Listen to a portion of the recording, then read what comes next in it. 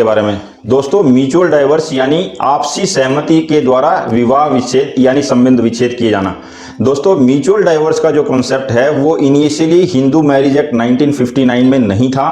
ये दोस्तों later on यानी बाद में जो है 1976 में अमेंडमेंट के तहत में ये एक्ट लाया गया और 13B सेक्शन 13B के तहत म्यूचुअल डाइवर्स का प्रावधान है। अब दोस्तों, म्यूचुअल डाइवर्स के तहत 2 बार पिटीशन फाइल करनी पड़ती है, जिसको कहते हैं फर्स्ट मोशन और सेकंड मोशन। दोस्तों, जो फर्स्ट मोशन होता है वो मिनिमम 1 साल की पीरियड होना चाहिए शादी का, यानी शादी का अगर 1 साल का पीरियड खत्म नहीं हुआ है तो फिर आप म्यूचुअल डाइवर्स के लिए हकदार नहीं हैं। कम से कम आपकी शादी को 1 साल हो चुका हो जिस दिन आप फर्स्ट मोशन डाइवर्स का फाइल कर रहे हैं। और दोस्तों, दूसरा जो सेकंड मोशन जिसको कहते हैं उसकी जो टाइम लिमिट है वो 6 महीने की है, यानी कि फर्स्ट मोशन जिस दिन होता है उसके बाद में आपको सेकंड मोशन के लिए 6 महीने की वेटिंग पीरियड है। यानी वो इसलिए होता है दोस्तों कि कोर्ट का कहना है कि मान लीजिए फर्स्ट मोशन आपने कर लिया और उसके बाद में हो सकता है कि कोई संभावना हो जाए कि दोनों आपस में फिर से सहमति से रहने लग जाएं, यानी मेल जोल हो जाए तो जरूरत ही ना पड़े तलाक की, डाइवोर्स की। तो इसलिए ये कूलिंग ऑफ जिसको बोलते हैं टाइम इसको दिया गया है। लेकिन दोस्तों 2017 में ऑनरेबल सुप्रीम कोर्ट ने अमरदीप वर्सेस हरवीन कौर के केस में दोस्तों सितंबर 2017 का केस है दोस्तों। इस केस में ऑनरेबल सुप्रीम कोर्ट ने एक लैंडमार्क जजमेंट पास करते हुए ये कहा कि जो कूलिंग ऑफ का जो टाइम है वो जो 6 महीने का टाइम है इसको वेव ऑफ किया जा सकता है, यानी कि फर्स्ट मोशन के आप 1 हफ्ते के बाद में सेकेंड मोशन फाइल कर सकते हैं। लेकिन दोस्तों,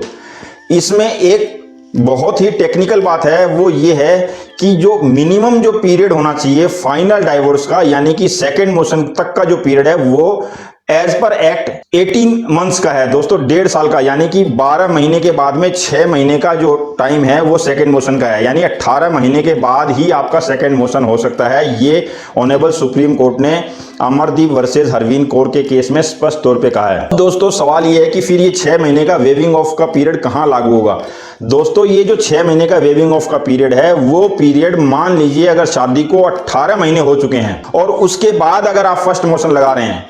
तो दोस्तों वहां पे फर्स्ट मोशन के तुरंत बाद यानी कि 7 दिन के बाद आप सेकंड मोशन के लिए कोर्ट में वेविंग ऑफ की एप्लीकेशन अंडर सेक्शन 151 सीपीसी लगा सकते हैं और कोर्ट से रिक्वेस्ट कर सकते हैं कि अब जो है सेकंड मोशन हमारा कर दिया जाए, क्योंकि अब दोनों पार्टी के बीच में सहमति का या साथ रहने का कोई भी मतलब नहीं रहता है, क्योंकि दोनों के बीच में मनमुटाव ज्यादा हो चुके हैं। लेकिन ये जो टाइम पीरियड है वो 18 महीने का होना जरूरी है, 18 महीने से पहले सेकंड मोशन नहीं होता। अब दोस्तों, म्यूचुअल डाइवोर्स के केस में आपके लिए क्या क्या डॉक्यूमेंट्स की ज्यादा जरूरत होती है। इसमें दोस्तों सबसे पहले आपकी पासपोर्ट साइज फोटो दोनों पक्षों की, उसके अलावा दोस्तों एक मेमोरेंडम ऑफ अंडरस्टैंडिंग जो आपकी आपसी सहमति बनी है जिन जिन विषयों पर, मान लीजिए आपने परमानेंट एलिमनी कितने रुपए लिए है, आपने अपना दहेज का सामान ले लिया कि नहीं ले लिया, आपने अपने सारे दोनों के बीच में जितने केसेस हैं उनको विड्रॉ करने की जो सहमति बनी है, अगर किसी के पास में बच्चा है तो वो किसके पास रहेगा, कोई खर्चा देना है तो वो कितना देना है, कोई मकान है, कोई दुकान है, कोई लेना देना, यानी सारी चीजों की आपसी सहमति के बाद में एक MOU मेमोरेंडम ऑफ अंडरस्टैंडिंग बनता है। उस मेमोरेंडम ऑफ अंडरस्टैंडिंग के ऊपर में दोनों पक्षों के साइन होते हैं दोस्तों। एक वो memorandum of understanding, passport size photo, शादी की एक फोटो, शादी का कार्ड, और अगर ये शादी मान लीजिए आर्य समाज मंदिर की है तो फिर उस मंदिर की जो सर्टिफिकेट जहां से इशू होती है शादी वाली वो सर्टिफिकेट, यानी इन डॉक्यूमेंट्स के साथ में आप जो है म्यूचुअल डाइवोर्स का केस फाइल कर सकते हैं। और दोस्तों, इसमें एक बहुत अहम बात और बताने जा रहा हूं मैं आपको कि इसमें कोई भी